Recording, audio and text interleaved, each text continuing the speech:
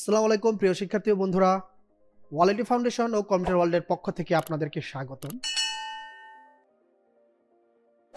আজকে পর্ব আমরা শিখব ফিউচার ভ্যালু কিভাবে বের করতে হয়। একটা এক্সেল শিট ওপেন করলাম। এবার দেখেন এখানে একটা শর্ত রয়েছে। মনে করি 5% হারে 5 বছরের জন্য প্রতি মাসে 10,000 টাকা করে ব্যাংকে সঞ্চয় করা হবে। তবে 5 বছর পর ব্যাংক সুদসহ কত টাকা ফেরত দিবে, এটাই আমরা এখন বের করব। দেখতে পাচ্ছেন 5% 5 বছর পেমেন্ট মানে প্রতি মাসের জমার পরিমাণ। এখন এই যে সবুজ যে সেলটা আছে এই সেলের মধ্যে আমরা বের করব যে 5 বছর পর 5% সুদে ব্যাংক কত টাকা ফেরত দেবে। এর জন্য সমানচিহ্ন দিলাম। যেহেতু আমরা ফিউচার ভ্যালু বের করব, এর জন্য অবশ্যই ফিউচার ভ্যালু লিখতে হবে। শর্টকাটে হচ্ছে এফবি লেখার উপরে ডাবল ক্লিক।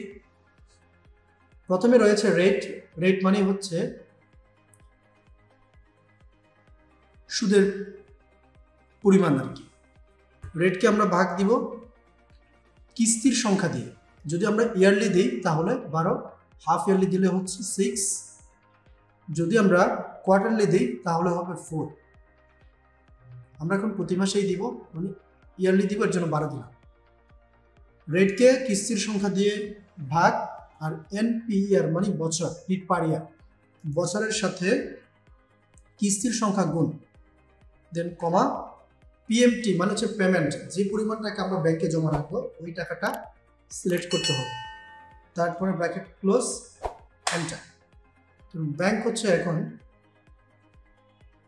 6,80,60.83 পয়সা কি ফেরত দিবে।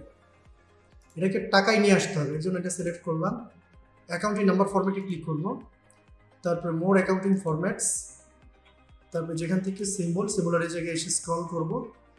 এখানে সার্চ করার কোনো অপশন নেই, আপনাকে এভাবে স্ক্রল করেই নিতে হবে। বাংলাদেশ, তারপরে ওকে দিতে হবে। এই যে আমাদের বাংলা টাকার সাইনটা চলে আসছে। সো আশা করি বুঝতে পেরেছেন কিভাবে ফিউচার ভ্যালু বের করতে হবে। ভিডিওটি ভালো লেগে থাকলে লাইক, কমেন্ট, শেয়ার করতে ভুলবেন না। ধন্যবাদ।